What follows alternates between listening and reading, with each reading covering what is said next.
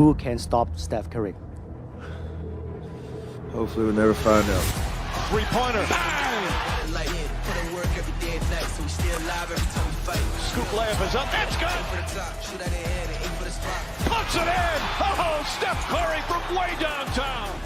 A 50-point Game 7. One of the greats of all time showed us once again what he's capable of doing as he chases his 5th ring.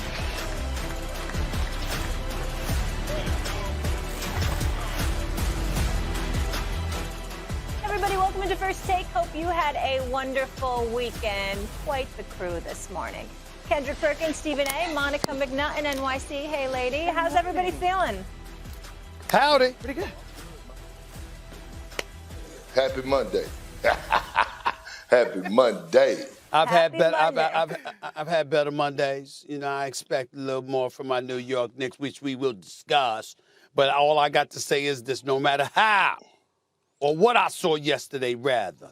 Orange and I blue gotta skies, be honest, but baby. I can't hear anyone. Orange and Can blue you not hear skies. anyone either? I thought it was Okay, just me. let's roll. We'll get to the VO and we'll get our audio straightened out. I'm sure it was I can Stephen hear A. Perk. I'm sure it was Stephen A. dissing me in some way and Ferk saying something nice. So let's go. In a Game 7 on the road with their back against the wall. At least I got you, Monica. Stephen Curry erupted for 50 points on 20 of 38 shooting, the most points ever scored in a Game 7 in league history. He scored 17 in the 4th.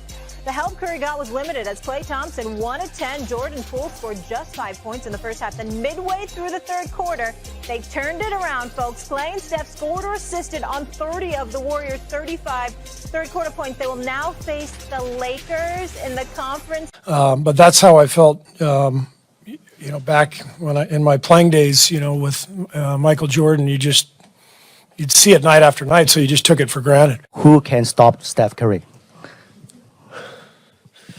Hopefully we'll never find out. Now that's a bar right there. Chef Curry in full effect last night, dropping an NBA Game 7 record of 50 points in the Warriors' victory over the Kings. Curry also tied Karl Malone for the most points ever in a playoff game, age 35 or older, with his performance. Okay, Stephen A., let's get to business here. Did Steph's performance cement him as the greatest point guard of all time? I think it's a worthy discussion. Can we say that definitively? No, because Magic Johnson, like Steph Curry, revolutionized the game of basketball. Showed you that a big dude, 6'9", could play point forward or could play point guard, could be an elite passer, run an offense, lead a break, etc., etc. Although, albeit a bit smaller, some would say, the Oscar Robinsons of the world showcased that themselves, particularly him, because he averaged a triple-double in the 60s. But the fact of the matter is, Magic Johnson revolutionized the game of basketball. We can't get around that. But Steph Curry, the greatest shooter God has ever created, I think has warranted a strong discussion to be the best point guard in history because of impact. We know that he's revolutionized the game in a different way, because of what has been able to be generated in terms of three-point shooting or whatever. But I'm thinking about impact. Just like Magic Johnson impacted the greatness of a Kareem, of a Worthy, of a Byron Scott, a Norm Nixon before him and others, all right? And basically it instituted the fast break in a way we had never seen until he arrived. Steph Curry has done that for the game of basketball in terms of the jump shot, the three-point shot, the space that it creates for the opportunities that it creates for the players around him, how it scares the living hell out of defenses and what have you. And then when you take into account not just his shooting ability, but it's off the dribble, it's floaters, it's runners, it's spot ups, it's off screens and picks, it's everywhere, it's off the dribble, creating his own shot. This brother is something magnificent. There is no way around it. And so for me, when I look at it from that perspective, and I think about impact, the way you affect not just the players you're playing with because you create open opportunities for them because of how people have to lock in and zero in on you. His movement without the basketball is something else that we need to pay attention to and really, really appreciate, because he scares the living hell out of you because you're always looking for where he's at because he's always moving like a road runner for crying out loud. You can't find him, okay, until it's too late, all right? You take that into consideration. The impact that he has and the fear he instills in opposing defenses because he can shoot from 30, from 40, from 50, from 20, from 10, from 5. He scored 22 points in the paint yesterday afternoon, rather. 22 points in the paint. He's that dude. And it is a discussion, at the very least, that he is the greatest point guard that has ever played the game of basketball. You know what? It's so hard, right? Because the evolution of the game and how now when we define the positions of the game, and I would encourage both of y'all and Molly, you two, all three of y'all, to actually go read Rashard Phillips' book, right?